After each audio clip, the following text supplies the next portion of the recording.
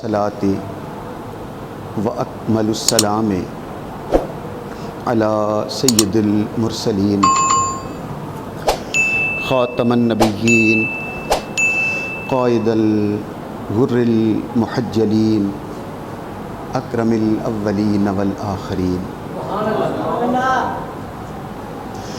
نبی الحرمین امام القبلتین وسیلتنا فی الدارین المزین بکل زین المنزہ من کل عیب و شین مولانا و مولا الثقلین جد الحسن والحسین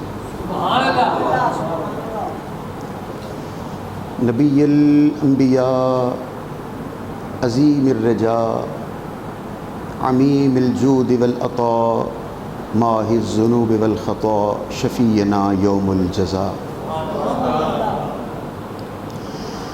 سر اللہ المکنون در اللہ المخزون نور الافئدة والعیون سرور القلب المحزون عالم ما کان و ما یکون سیدنا و مولانا محمد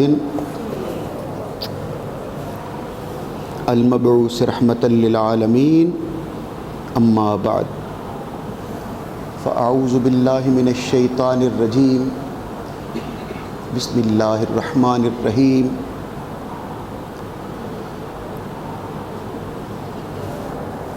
یا ایہا الذین آمنوا کتب علیکم الصیام کما کتب علی الذین من قبلکم لعلکم تتقون او کما قال اللہ تعالی فی القرآن المجید والفرقان الحمید شہر رمضان الذی انزل فیہ القرآن صدق اللہ مولانا العظیم ان اللہ وملائکتہ یصلون علی النبی یا ایہا الذین آمنوا صلوا علیہ وسلموا تسلیما الصلاۃ والسلام علیک یا سیدی یا رسول اللہ وعلی آلک واصحابک یا سیدی یا حبیب اللہ الصلاۃ والسلام علیک یا سیدی یا رحمۃ للعالمین وعلی آلک واصحابک یا سیدی یا انیس الغریبین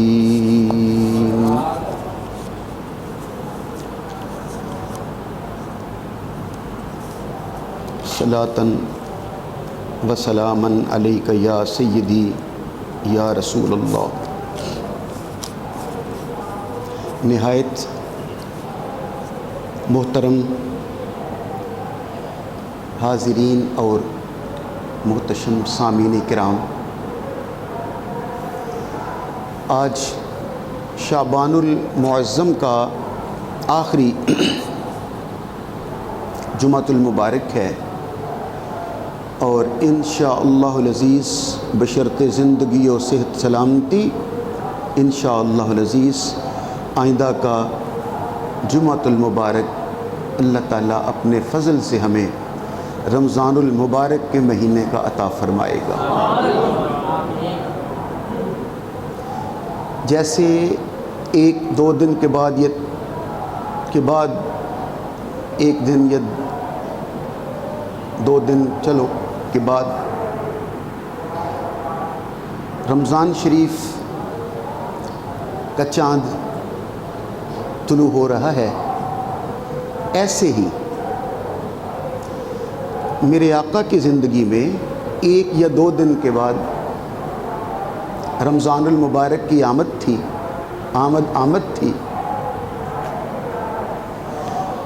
اور آپ جناب نے تمام صحابہ کرام کو جمع کیا اور آمد رمضان کا یعنی استقبال رمضان کا خطبہ ارشاد فرمایا۔ وہ جو استقبال رمضان کا خطبہ تھا وہ ہماری حدیث شریف کی کتابوں میں درج ہے، پورا وہ خطبہ لکھا ہوا ہے۔ ان میں سے 2-3 پوائنٹ یا 4 پوائنٹ آپ کی خدمت میں ہدیہ کروں گا۔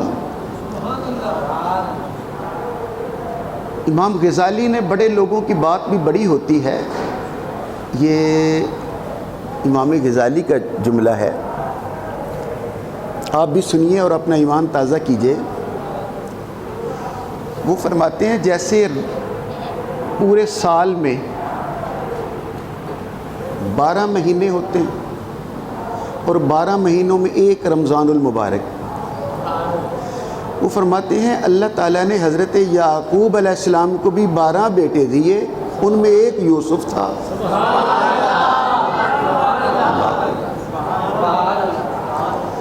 وہ فرماتے ہیں کہ جو درجہ یعقوب علیہ السلام کے حضرت یعقوب علیہ السلام کے 12 بیٹوں میں سے یوسف کو حاصل تھا، اسی طرح سال کے 12 مہینوں میں وہی درجہ اور وہی فضیلت اللہ نے رمضان کو عطا فرمائے۔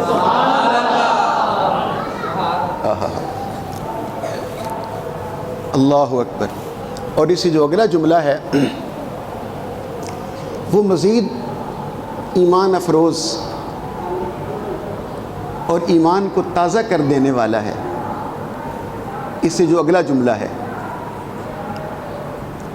وہ زیادہ روح افزا، لذت افزا اور ایمان پرور ہے۔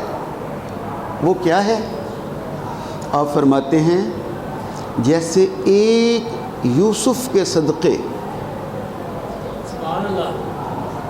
10-11 جو بھائی تھے بقایا، فرماتے ہیں جیسے ایک یوسف کے صدقے، ایک یوسف کی برکت سے جیسے اللہ نے باقی سب بھائیوں کے گناہوں اور خطاؤں کو معاف کر دیا، ویسے ہی ایک رمضان کی برکت سے 11 مہینوں کے گناہوں کو اللہ تعالیٰ معاف فرما دیا کرتا۔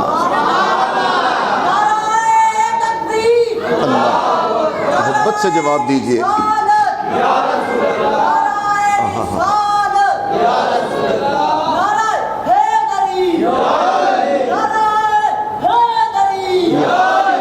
اللہ اللہ اللہ اکبر۔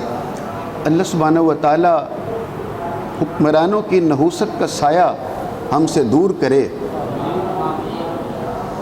اور برکت والے خوش قسمت لوگ، خوش بخت لوگ حکمرانی کے طور پہ اللہ تعالیٰ ہمیں عطا فرمائے۔ 2-3 پوائنٹ میں آپ کی خدمت میں عرض کرتا ہوں اور پھر رمضان شریف کے بارے میں وہ حقائق میں اپنے آقا کے آپ کی خدمت میں عرض کروں گا۔ برے ذہن کو حاضر رکھ کے نعرے کے بغیر بھی اگر آپ سنیں گے تو آپ کو لطف آئے گا۔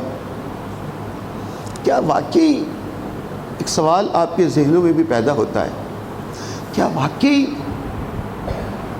حکمران خوش قسمت ہو، خوش بخت ہو تو کیا واقعی اس ایک آدمی کی خوش قسمتی اور خوش بختی کا تعلق 22 کروڑ عوام پہ، اس کے پورے ملک میں اگر وہ اربوں کی تعداد میں بھی کیوں نہ ہو، کیا واقعی سب کی زندگی پہ حکمران کی خوش قسمتی کا تعلق ہوتا ہے یا ویسے باتیں ہی بنی ہیں؟ آئیے میں آپ حضرات کی خدمت میں 2 واقعات عرض کرتا ہوں، آپ بگوش ہوش سنیے۔ بگوش ہوش کا معنی ہوتا ہے کانوں کو کھول کر سنیے۔ جب ہم پڑھتے تھے وہ اب بھی اردو کی جو 12ویں کلاس کی کتاب ہے نا، اردو کی FA کی، اس میں مختلف ممالک کی کہانیاں لکھی ہوتی ہیں، چائنا کی کہانی، تبت کی کہانی، ملائیشیا کی کہانی، ایران کی کہانی، مصر کی کہانی۔ تو اس میں اس ملک کی جو کلچر اور تاریخ اور ثقافت، یہ ساری چیزیں بیان کی جاتی ہیں۔ ہمارے دور میں جو FA کی اردو کی کتاب تھی اس میں ایک کہانی لکھی تھی، ایران کی کہانی۔ آج سے کوئی 2-3 سال پہلے میں نے عرض کی تھی، آج پھر آپ کی خدمت میں سناتا ہوں، بالکل 5 منٹ کی کہانی ہے۔ تاکہ اس ملک کے کلچر اور ثقافت، رہن سہن اور تہذیب کا پتہ چلے کہ وہ ملک کیسا ہے، لوگ کیسے ہیں، ان کی خاصیات، ان کی عادات، ان کے اطوار کیسے ہیں۔ وہ لکھتے ہیں ایران کا بادشاہ بھیس بدل کر عام مسافر اور اجنبی بن کر گھوڑے پہ سوار اپنے ملک ایران کا وہ چکر لگا رہا تھا اور گشت کر رہا تھا۔ دوپہر کا وقت ہوا، اسے گرمی لگی تو اس نے دیکھا ایک انار کا باغ ہے اور ایک خاتون انار کے پودوں کو پانی لگا رہی ہے، کانٹ چھانٹ کر رہی ہے۔ اس کا مطلب یہ ہوتا تھا کہ وہ بتلا سکے کہ وہاں پر بادشاہ بیس بدل کر لوگوں کے حال احوال دیکھتے ہیں، وہاں خواتین بھی الگ نہیں رہتی بلکہ وہ بھی کام کرتی ہیں، محنت کرتی ہیں، یعنی یہ بتانا مقصود ہوتا تھا کہانی لکھنے کا۔ وہ کہتے ہیں وہ خاتون پانی لگا رہی تھی تو بادشاہ جو اجنبی صورت میں وہ دروازے پر پہنچا اور گھوڑے سے اترا اور اس خاتون سے کہا بیٹی میں پانی پینا چاہتا ہوں۔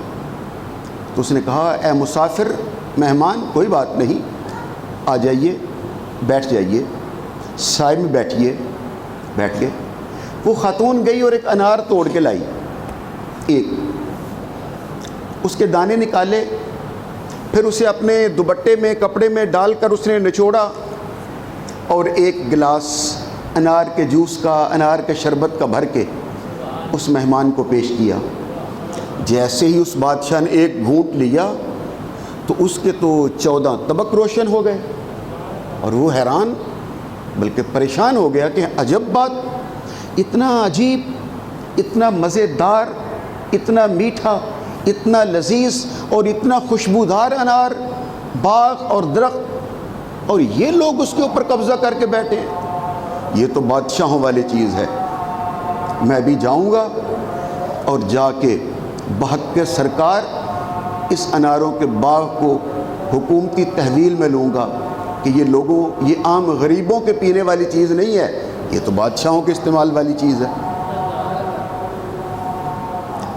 بس اتنا کہا اور پھر باقی کا گلاس پی لیا اور 2 لمحے رکنے کے بعد کہنے لگا کیا مجھے ایک گلاس اور مل سکتا ہے؟ تو اس خاتون نے کہا کیوں نہیں، ابھی لاتی ہوں۔ وہ گئی اور ایک انار لے آئی، لا کے دانے نکالے، کپڑے میں ڈالا، پھر نچوڑا تو وہ گلاس جو پہلے ایک انار کے ساتھ بھر گیا تھا اب کی بار آدھا بھی نہ ہوا۔ بادشاہ دیکھ رہا تھا۔ وہ پھر گئی، 3 4 انار 5 لائی، سب کو کھولا، توڑا، دانے نکالے، پھر دوپٹے میں ڈالا، پھر نچوڑ کے وہ پہلے جو گلاس ایک انار کے ساتھ بھر گیا تھا اب کی بار 4 یا 5 انار نچوڑ کر وہ ایک گلاس بنا، بادشاہ کو پیش کیا۔ جو ایک اجنبی مسافر بنا ہوا تھا اس نے وہ گلاس لیا اور پینا شروع کیا، لیکن جیسے ہی ایک گھونٹ بھرا تو اس کے اوسان خطا ہو گئے۔ پہلے میں نے کہا تھا 14 طبق روشن ہو گئے، اب کی بار جیسے ہی اس نے ایک گھونٹ بھرا اس کے اوسان خطا ہو گئے، کیونکہ اب ذائقہ بھی پہلے والا نہیں رہا تھا، خوشبو بھی پہلے والی نہیں رہی تھی، لذت اور ذائقہ بھی وہ ختم ہو چکا تھا، اور وہ تو پہلے ہی پریشان ہو رہا تھا کہ پہلے ایک انار کے ساتھ گلاس بھر گیا، اب 5 لانے پڑے اور ذائقہ بھی وہ نہیں رہا۔ پی تو لیا، لیکن پینے کے بعد اس خاتون سے کہتا ہے کہ عجب بات ہے، پہلے آپ نے ایک انار کے ساتھ گلاس بھر لیا، اب 4 5 توڑ کے لائی ہو اور میں نے پی کے دیکھا ہے اور ذائقہ بھی وہ نہیں رہا، بیٹی یہ کیا معاملہ ہے؟ تو اس خاتون کا جواب سنو اور ہم منزل پر پہنچ گئے، کہانی بھی پوری ہو گئی اور ہمارا مقصد بات کرنے کا بھی پورا ہو گیا۔ اس خاتون نے کہا اے اجنبی مسافر، اے میرے مہمان، مجھے ایسے لگتا ہے جیسے ہمارے بادشاہ کی نیت میں فطور آ گیا ہے۔ اے مسافر، مجھے یوں لگ رہا ہے جیسے ہمارے بادشاہ کی نیت میں فطور آ گیا ہے۔ اب فوری طور پر اس نے توبہ کی، دل ہی دل میں اللہ سے معافی مانگی اور سچے دل سے اللہ کی بارگاہ میں معافی مانگی، لیکن اب آگے بات کرنے کی بجائے کم از کم ہم اس منزل پر تو پہنچ گئے کہ بادشاہوں کی نیت میں جب فطور آ جاتا ہے تو نیچے جو عوام کا رزق، روٹی، انار، پھل، گندم، اناج، چاول، چینی، کماد، سبزیاں، سیب، کنو، انار، انگور، کیلے، ہر چیز جو عوام کے پاس ہوتی ہے، اگر بادشاہ کی نیت میں فطور آ جاتا ہے، ہر چیز سے اللہ تعالیٰ اس کی برکت بھی اٹھا لیتا ہے، اس کا ذائقہ بھی اٹھا لیتا ہے۔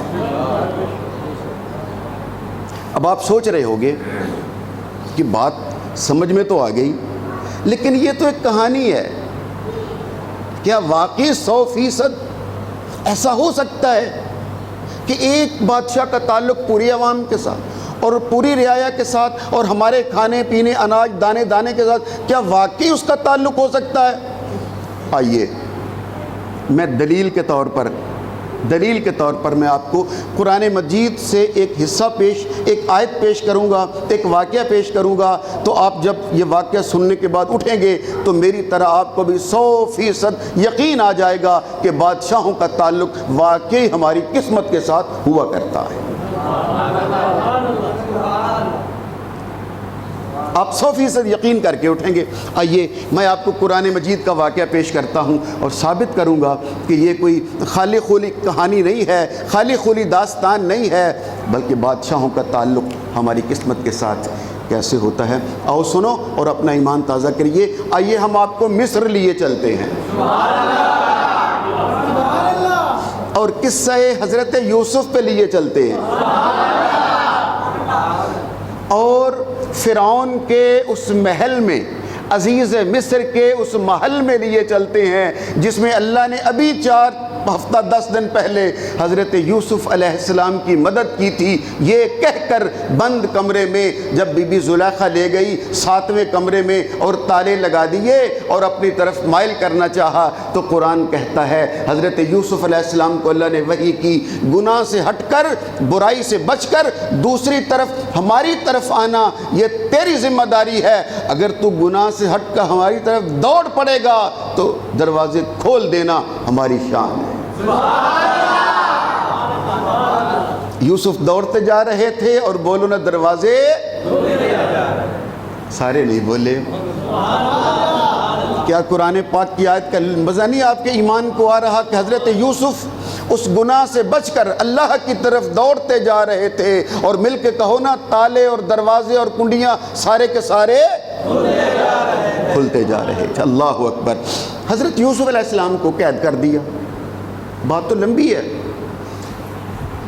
فرعون کسی شخص کا نام نہیں تھا، فرعون کسی شخصیت کا نام نہیں ہے، فرعون ایک عہدہ ہے۔ جیسے ہمارے ہاں ہم کہتے ہیں پرائم منسٹر، تو پرائم منسٹر کسی کا نام نہیں ہوتا، ایک عہدہ ہوتا ہے جس پر کبھی یوسف رضا گیلانی بیٹھ جاتے ہیں، کبھی نواز شریف بن جاتا ہے، کبھی عمران خان، ابھی ہفتہ 10 دن کے بعد شہباز شریف آ جائیں گے، تو ایک عہدہ ہوتا ہے۔ بالکل ایسے ہی فرعون کسی کا نام نہیں ہوتا، فرعون بھی عہدہ تھا، جو بھی مصر کے اس عہدے پر بادشاہ بنتا اسے فرعون کہا جاتا تھا۔ اب بات واضح ہو گئی نا۔ اسی طرح حبشہ میں جو بھی بادشاہ بنتا اسے نجاشی کہا کرتے تھے، ایران میں، فارس میں جو بھی بادشاہ بنتا اسے کسرا کہا جاتا تھا، روم کا جو بادشاہ ہوتا اسے کیسر کہا جاتا تھا۔ میرا خیال ہے بات واضح ہو گئی ہے۔ چلو، فرعون اپنے محل میں سو رہا تھا، یہ قرآن مجید ہے، یہ سورہ یوسف ہے، یہ سورہ یوسف کی آیت نمبر 43 یعنی 43ویں آیت 43۔ میں یہ دلیل پیش کرنے لگا ہوں، وہ چیز آپ کے علم میں ہے نا، وہ دعویٰ کس پر میں یہ دلیل پیش کرنے لگا ہوں، دعویٰ یاد ہے نا کہ بادشاہ کا تعلق، بادشاہ کی تقدیر اور ہوتا ہے۔ دلیل سنو، اور وہ کیا ہے؟ فرعون سو رہا تھا۔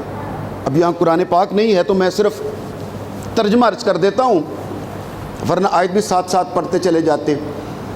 فرعون نے خواب دیکھا، وقال الملک انی ارا، یہ یہاں سے بات شروع ہوتی ہے، اس نے خواب دیکھا کیا کہ 7 سبع بقرات، 7 گائیں ہیں، گائیں جمع کا صیغہ استعمال، 7 گائیں ہیں، یہ جو گائے بھینس 7 گائیں ہیں موٹی تازی، اور 7 گائیں ہیں دبلی پتلی، اور پھر دیکھا کہ 7 سٹے ہیں ہرے بھرے، اور 7 سٹے ہیں خشک سوکھے ہوئے گندم کے۔ اب بادشاہ دیکھ رہا ہے کہ یہ کیا میں دیکھ رہا ہوں، کہ کیا یکدم دیکھا وہ جو سوکھی سڑی گائیں تھی نا، انہوں نے آگے بڑھ کر موٹی تازی 7 گاؤں کو کھانا شروع کر دیا، منہ میں ایسے ڈالا، اور موٹی تازی گائے کو ساری کی ساری وہ دبلی پتلی کھا کے ہضم کر گئی۔ 7 گایوں نے سوکھی ہوئی خشک سوکھی سڑی گائے سب موٹی تازی گایوں کو کھا کے ختم کر دیا، اور وہ جو سوکھے سڑے سٹے تھے وہ سرسبز شاداب ہرے بھرے سٹوں کے ساتھ لپٹ گئے، اور اپنی طرح انہیں بھی خشک کر کے ضائع کر دیا۔ اتنی دیر میں بادشاہ کی آنکھ کھل گئی، اور وہ پریشان ہو گیا کہ یہ کیا میں نے خواب دیکھا ہے۔ جب صبح ہوئی بلا لیا معبروں کو، تعبیر بتلانے والوں کو، اور بٹھا لیا، اور کہتے ہیں میرے خواب کی تعبیر بتلاؤ، میں نے خواب دیکھا ہے۔ اور قرآن مجید ویسے اگلی سے آیت میں بیان کرتا ہے وقالوا، انہوں نے کہا اضغاث احلام، جب وہ بادشاہ کی تعبیر خواب کی تعبیر نہ جان سکے تو بہانے کے طور پر بادشاہ کو ہٹانے کے لیے کہتے کچھ نہیں ہے، یہ ویسے آپ کے خیالات پریشان خیالی ہے جو آپ کو مجسم ہو کے نظر آئی ہے، اور کچھ نہیں ہے۔ اللہ اکبر، بہانہ سازی آپ دیکھ رہے ہو نا، وہ کہتا ہے کچھ نہیں ہے، ویسے ہی خواب خیالی ہے، پریشان خیالی ہے، اور کچھ نہیں ہے۔ لیکن بادشاہ کے دل سے وہ بات جا نہیں رہی تھی۔ دوسروں کو بلایا، اور کو بلایا، تیسرے کو، چوتھے کو، پانچویں کو، بڑے سے بڑے معبر کو بلایا۔ جب کوئی اس کے خواب کی تعبیر نہ بتا سکا تو وہ جو بادشاہ کو ساقی شراب پلاتا تھا وہ اس نے بھی اور اس کے دوست نے بھی جیل میں خواب دیکھا تھا۔ ادھر والے چاہے نہ بولیں، آپ سامنے والے تو بولیے نا۔ حضرت یوسف کو اب یاد آیا میں نے کیوں کہا تھا قید کر دیا۔ قید میں 2 قیدیوں نے خواب دیکھا تھا، ایک وہ تھا جو بادشاہ کو شراب پلاتا تھا، دوسرا وہ تھا جو بادشاہ کو کھانا پیش کرتا تھا۔ اور خواب دیکھا تو وہ ساقی کہتا ہے اے حضرت یوسف، یعنی جیل میں نے خواب دیکھا ہے کہ میں انگور نچوڑ رہا ہوں۔ حضرت یوسف نے کہا تیرے خواب کی تعبیر یہ ہے کہ تو دوبارہ اپنے بادشاہ کا ساقی مقرر ہوگا، اور دوبارہ شراب بنائے گا اور بادشاہ کو پلائے گا، اپنے منصب پر تم بحال ہو جائے گا۔ اب دوسرے سے کہا تو نے کیا خواب دیکھا ہے؟ اس نے کہا میں نے خواب دیکھا ہے کہ میرے سر کے اوپر روٹیوں کی چنگیر ہے جس میں روٹیاں ہیں 10-20، اور پرندے آتے ہیں اور روٹیوں میں سے کھا رہے ہیں۔ حضرت یوسف علیہ السلام نے اس کی تعبیر سنی، خواب سنی، اور پھر کہا تیرے خواب کی تعبیر یہ ہے کہ تو پھانسی چڑھ جائے گا اور پرندے آئیں گے اور تیرا دماغ نکال کے تیرا سر کھا جائیں گے۔ اللہ اکبر۔ اب اس اگلے کی سنیے، وہ کہتے ہیں میں نے تو خواب دیکھا ہی نہیں، میں تو ویسے ہی لگا ہوا تھا، میں نے تو ویسے ہی کیا تھا۔ جب اس نے کہا نا میں نے تو خواب دیکھا ہی نہیں ہے، میں نے تو ویسے ہی کیا ہے، اللہ کا برگزیدہ نبی جلال میں آ کے کہتا ہے تو نے ایسا ہی کیا ہے، یوسف نے ایسا ہی نہیں کیا۔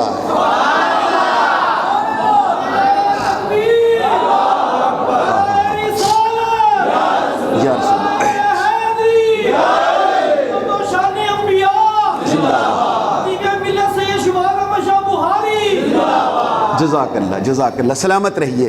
کہا تو نے تو مجھے وہ کہہ دیا کہ میں نے تو ایسے ہی کہا ہے، میں نے ایسا نہیں کہا، اور سن جو اللہ کے نبی کی زبان سے نکل جاتا ہے وہ ہو جاتا ہے۔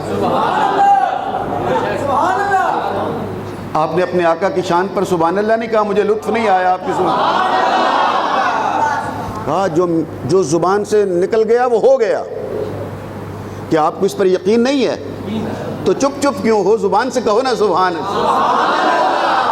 جب اب میرا خیال ہے اب بے ساختہ آپ کو سبحان اللہ کہہ اٹھنا چاہیے. جب مولا علی شیر خدا کو میری سرکار نے اپنی چارپائی پہ سلایا تھا اور یہ کہہ کے چل پڑے تھے کہ تو سو جا, ہم مدینے جاتے ہیں, تو بھی ہمارے پیچھے جن جن لوگوں کی امانتیں ہمارے گھر میں پڑی ہیں یہ امانتیں ان کے حوالے کر کے میرے پیچھے آ جانا. تو مولا علی شیر خدا اسی لیے تو کہتے ہیں کہ جیسی آج میٹھی نیند آئی ہے.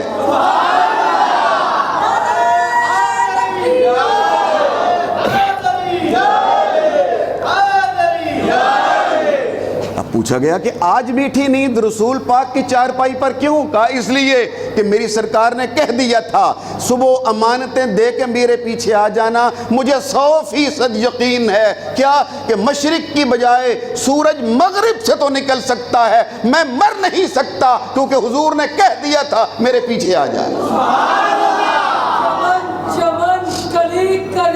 علی سب بولو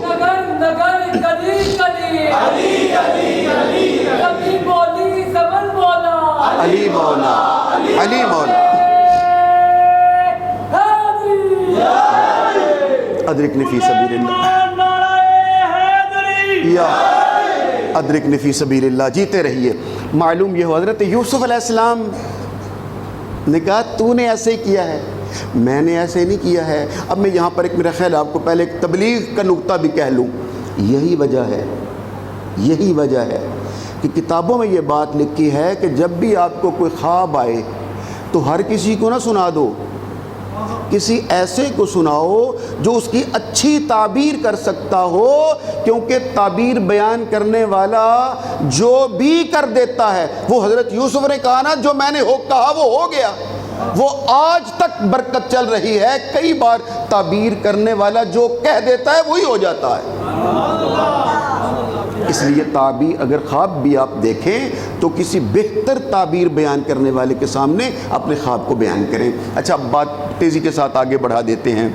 وہ واقعی جو حضرت یوسف نے کہا تھا علیہ السلام کہ تو ساقی مقرر ہوگا, وہ ہو گیا. جسے کہا تھا تیرا سر کھا جائیں گے, وہ واقعی پھانسی چڑھ گیا اور پرندے آ کے اس کا دماغ چٹ کر گئے. اور حضرت یوسف نے علیہ السلام نے کہا تھا اس ساقی کو کہ جب بادشاہ کے دربار میں دوبارہ تو مقرر کیا جائے تو وہاں میرا ذکر بھی کرنا. کہنا کہ ایک بے گناہ قید جیل میں پڑا ہے. اللہ, اب یہاں وقت نہیں ہے ورنہ میں آپ کو یہاں روک کر پھر کبھی بتلاؤں گا کہ یوسف علیہ السلام نے اسے کہا تھا جب اپنے رب کے سامنے جائے تو میرا بھی ذکر کرنا. قرآن کی آیت ہے, میری بات نہیں ہے. قرآن کہتا ہے جب دوبارہ اپنے رب کے پاس, تو رب کس کو کہہ رہے ہیں؟ بادشاہ کو. کون کہہ رہا ہے؟ حضرت یوسف کہہ رہے ہیں. کہاں لکھا ہوا ہے؟ قرآن میں لکھا ہوا ہے. اب سبحان اللہ کہو نہ کہو, بات نہیں, جو بات کرنے لگا ہوں سمجھ جانا, جواب دینا چاہے نہ دینا. کیا خیال ہے حضرت یوسف علیہ السلام بادشاہ کو رب کہہ سکتے ہیں؟ قرآن اسے لکھ سکتا ہے, رسول پاک ہم تک پہنچا سکتے ہیں, بادشاہ رب ہو سکتا ہے. کیا داتا گنج بخش علی حجویری ہمارے داتا نہیں ہو سکتے؟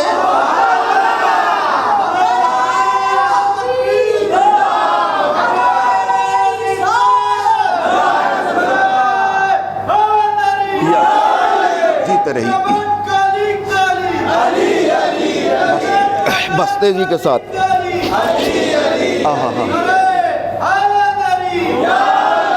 انہوں نے بادشاہ کو کیا لفظ بادشاہ کے لیے استعمال کیا؟ رب. یہ کوئی بھائی ریکارڈ ہو رہی ہے, میں ممبر پہ کہہ رہا ہوں, قرآن پاک کی آیت آپ کو سنا رہا ہوں. حضرت یوسف علیہ السلام نے مصر کے بادشاہ کو کیا کہا؟ رب. رب کا معنی دینے پالنے والا, وہ رب ہو سکتا ہے. تو علی حجویری چلو انشاءاللہ 11 شریف پر پھر بات کریں گے. داتا صاحب کے مہینے میں سفر میں ذکر کریں گے تو یہ میں تفصیلاً آپ کی خدمت میں عرض کروں گا. کہا جب میرا بھی وہاں ذکر کرنا, لیکن اللہ نے وہ چونکہ ایک تقدیر تھی اسے بھلا دیا. اب جب کوئی تعبیر کرنے والا فرعون کے خواب کی تعبیر نہ کر سکا تو وہ ساقی کہنے لگا اے بادشاہ سلامت, اگر اجازت ہو تو مجھے بھی بتلائیے, مجھے حکم دیجئے, ایک قیدی جیل میں ہے، اس نے میرے خواب کی تعبیر بیان کی تھی کہ تو دوبارہ مقرر ہوگا، اور میں واقعی ساقی مقرر ہو گیا۔ اس نے تعبیر بیان کی تھی کہ تو پھانسی چڑھ جائے گا، میرا ساتھی واقعی پھانسی چڑھ گیا۔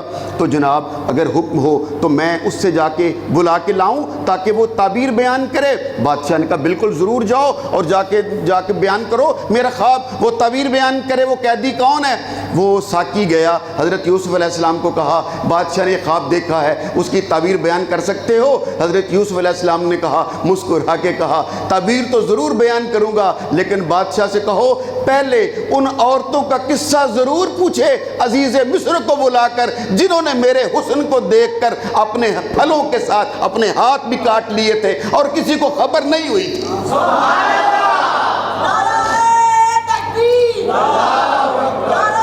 اللہ اللہ یا اللہ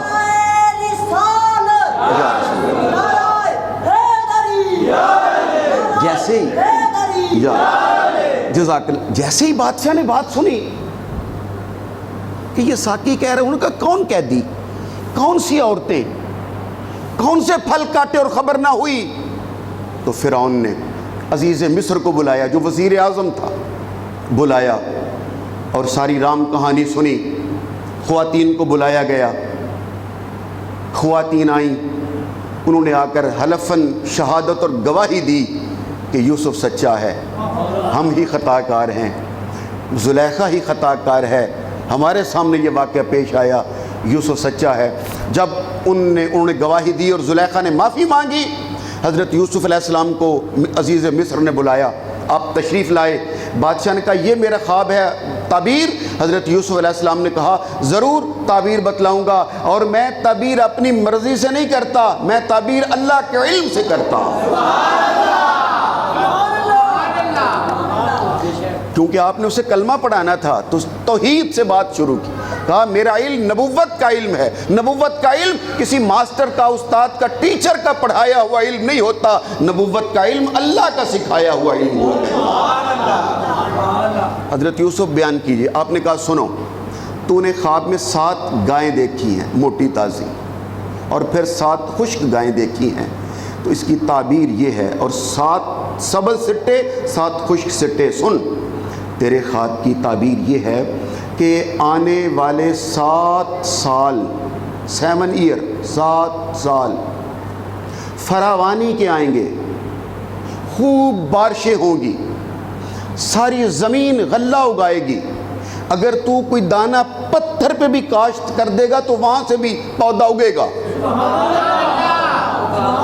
یہ ہے تیرے خواب کی تعبیر کہ پورے 7 سال فراوانی رزق کا زمانہ ہوگا، بارشیں ہوں گی، دھوپ نکلے گی، اناج پھلے گا، اور اگلے 7 سال بالکل دریائے نیل چٹیل میدان بن جائے گا، اور بارشیں بند ہو جائیں گی، اور قحط پڑ جائے گا، اور ایک دانہ بھی کہیں نہیں اگے گا۔ 7 گایوں کی تعبیر بھی یہی ہے، اور 7 سٹے جو ہیں ان کی تعبیر بھی یہی ہے کہ پہلے 7 سال رزق اناج ہوگا، اگلے 7 سال قحط پڑ جائے گا۔ بادشاہ نے سنی خواب تو بادشاہ کہہ اٹھا کہ یہی میرے خواب کی تعبیر ہے، لیکن اے حضرت یوسف، چونکہ آپ کہہ رہے ہو کہ اللہ کے علم سے بتلاتا ہوں، تو ہمیں اپنے اللہ کے بارے میں بھی بتلائیے، لیکن ساتھ یہ بھی بتلائیے ہم ان اگلے 7 سالوں کا جو خشک سالی کے سال ہوں گے، قحط والے سال ہوں گے، ہم بچ کیسے سکتے ہیں؟ تو حضرت یوسف علیہ السلام نے کہا کہ آپ 7 بڑے بڑے گودام بنائیے، اور جو گندم پہلے سال ہو ان میں سے جتنی ضرورت ہو وہ کھائی جائے، باقی محفوظ رکھی جائے، اور 7 گوداموں میں 7 سال کی گندم محفوظ کی جائے، اور اگلے سال میں پھر جب گندم نہیں ہوگی تو پہلے سال والا گودام کھولا جائے، اور اس گندم نکال کر پورے ملک کو سیراب کیا جائے، اور کھانے پینے کا انتظام کیا جائے۔ اور پھر حضرت یوسف علیہ السلام کو ہی اس سارے معاملے کا انہوں نے سربراہ بنا دیا۔ وہ لمبی بات ہے، ان کا جی آپ ہی گودام بنوائیں اور آپ ہی غلہ اگوائیں اور جمع کریں، آپ کی ڈیوٹی ہے، آپ 14 سال آپ کے حوالے، بس بات سنا دی ہے۔ خواب اللہ کے حکم سے آتے ہیں، تعبیر بھی اللہ کے حکم سے حضرت یوسف بتلا رہے تھے، لیکن میری دلیل سنو اور اپنا ایمان تازہ کرو۔ کیا کہ اس بادشاہ کے خواب میں 14 سال عوام کے رزق کا تعلق، 14 سال یعنی 7 سال فراوانی اور 7 سال قحط پڑے گا عوام پر، تو عوام کے رزق روٹی کا تعلق بادشاہ کی خواب کے ساتھ ہوا کہ نہیں؟ بس اتنی سی بات تھی۔ یہ بات میری واضح ہو گئی نا کہ بادشاہ کی خواب، بادشاہ کی تعبیر، بادشاہ کی زندگی کا تعلق صرف اپنے تک یا گھر تک محدود نہیں ہوتا، بلکہ بادشاہ کی خوش قسمتی ہو یا بادشاہ کی نحوست ہو، عوام پر بھی اس کا وہی حال جو ہے وہ پیش کیا جاتا ہے، عوام کے بارے میں بھی وہی سلسلہ اللہ قائم کرتا ہے جو بادشاہ کے ساتھ ہوا کرتا ہے۔ میرا خیال ہے میں یہاں آپ کو رسول پاک صلی اللہ تعالیٰ علیہ وآلہ وسلم کی ایک بات سنانا چاہتا تھا، وہ انشاءاللہ آئندہ سناؤں گا۔ اب میں رمضان کے بارے میں چند ایک ضروری گزارشات عرض کر کے گفتگو کو سمیٹتا ہوں، ہم دیر نہ ہو جائے ہمیں۔ جب وہ میرے آقا کی بات کرنے لگا تھا، رمضان شریف کی آمد میں 1-2 دن تھے، تو جو آقا نے خطبہ دیا ان میں یہ 4 یا 5 پوائنٹ آپ سن لیجئے۔ میری سرکار نے فرمایا، ارشاد فرمایا صلی اللہ تعالیٰ علیہ وآلہ وسلم، آپ نے فرمایا کہ اللہ تعالیٰ کی برکت سے وہ رمضان المبارک ہم پر سایہ فگن ہونے والا ہے۔ یہ لفظ میرے نہیں ہے، رسول پاک کے لفظ ہیں۔ کہا سایہ فگن ہونے والا ہے، جیسے تپتی دھوپ میں ہم سائبان لگا لیتے ہیں اور وہ سایہ فگن ہو جاتا ہے، تو فرمایا رمضان کا مہینہ تمہارے لیے سایہ لگانے والا ہے۔ فرمایا اس رمضان المبارک کے مہینے میں اللہ تعالیٰ اپنی رحمتوں کے 300 دروازے کھول دیتا ہے، اور رمضان المبارک کا جب چاند نکلتا ہے تو وہ رحمت کے دروازے کھلتے ہیں، اور عید الفطر کا چاند نظر آنے تک ان میں سے کوئی دروازہ بند نہیں ہوتا، 300 دروازے کھلے رہتے ہیں اور اللہ کی رحمتوں کا نزول ہوتا رہتا۔ اللہ اللہ اللہ اکبر کبیر۔ میرا خیال ہے اور فرمایا، کہا اس مہینے میں جو نفل عبادت کرتا ہے میرا رب اسے فرض کے برابر اجر دیتا ہے۔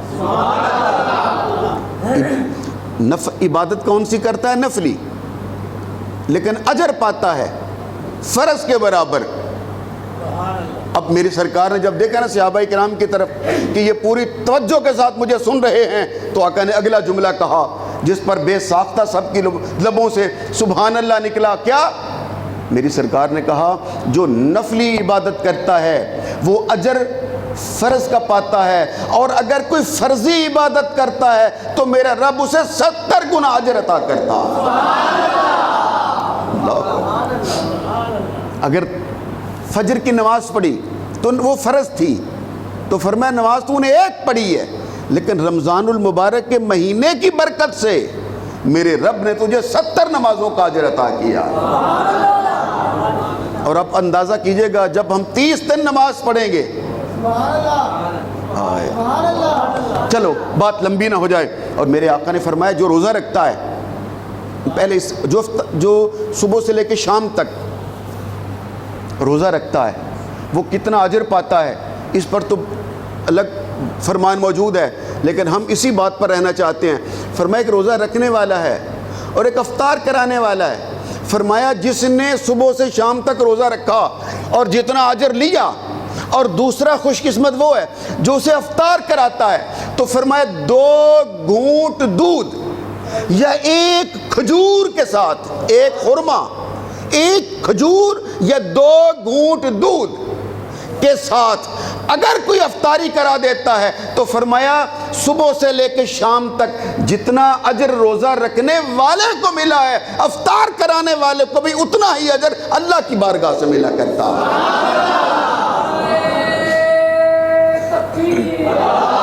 اللہ اکبر۔ وہ یا رسول اللہ، جزاک اللہ، جزاک اللہ۔ اب ہو سکتا ہے جیتے رہیے، سلامت رہیے، میرا مالک آپ سب کو سلامتی عطا فرمائے۔ اب آگے میرے سرکار نے فرمایا یہ اجر، کسی نے سوال آگے سے کہا نا یا رسول اللہ اتنا بڑا اجر، اور صرف 2 گھونٹ دودھ یا 1 کھجور. میرے آقا نے مسکرا کے کہا اتنا اجر جتنا اس نے روزہ رکھ کے لیا ہے اتنا تو تم 2 گھونٹ سے بھی لے سکتے ہو. اس نے عرض کیا تو یا رسول اللہ اگر پیٹ بھر کے کھلا دیں؟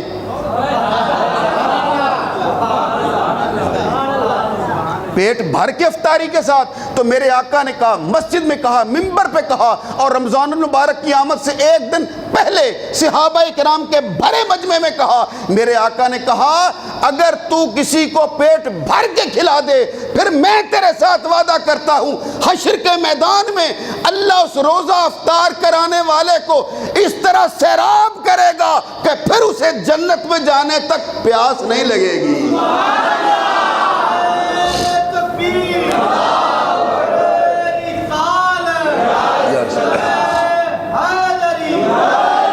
سارے نہیں بولے، نہیں سارے اگر نعرے کا جواب دیتے تو زیادہ اچھی بات تھی. ذرا مل کے نعرہ لگا میں دم لے لوں.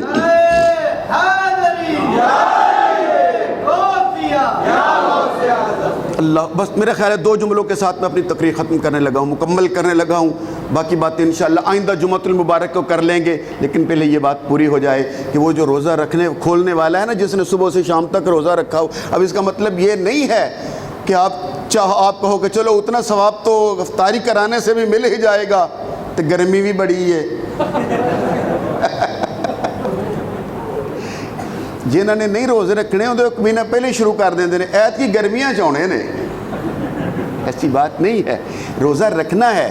سال بھر بھی آپ روزے رکھتے رہو تو وہ اس روزے کا اجر نہیں پا سکتے. میرے آقا نے فرمایا جو رمضان میں ملنے والا تھا. لیکن سنو اور اپنا ایمان تازہ کرو.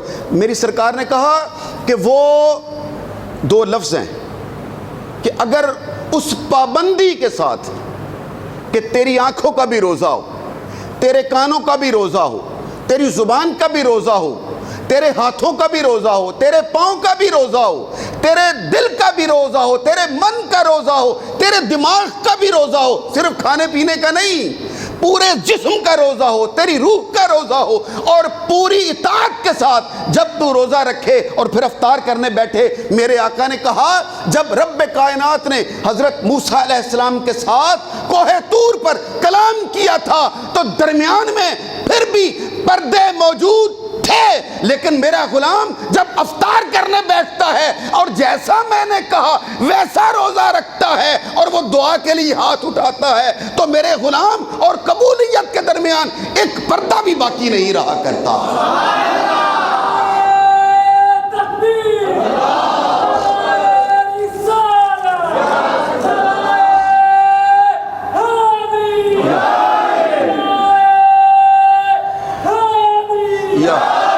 سب پردوں کو کہا ہٹا دیا جاتا ہے، حجابات اٹھا لیے جاتے ہیں، حجابات مرتفع کر دیے جاتے ہیں، قرب اور بعد کی ساری مسافتوں کو ختم کر دیا جاتا ہے. ادھر بندہ مومن ہاتھ اٹھا کے دعا کر رہا ہوتا ہے، میرا رب قبولیت کی مہر لگا رہا ہوتا ہے.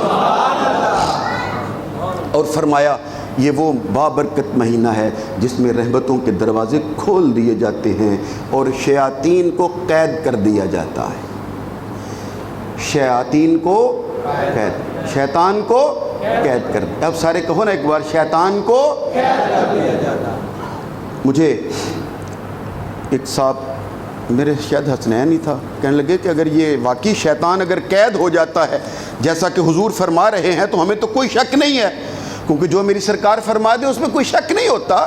لیکن ایک سوال ہے کہ یہ جو بازاروں میں ہم دیکھتے ہیں، یہ جو کچھ دکاندار کر رہے ہوتے ہیں، اور یہ جو پاکستان میں جس مہنگائی کو باقاعدہ سیزن کہہ کے ہر چیز کا ریٹ بڑھا دیا جاتا ہے، کھانے پینے والے چیزوں تک کو، اس سے زیادہ بڑی بے شرمی کی بات اور کیا ہو سکتی ہے کہ رمضان المبارک میں بجائے اس کے کہ آپ ہر چیز کا ریٹ کم کر دیں.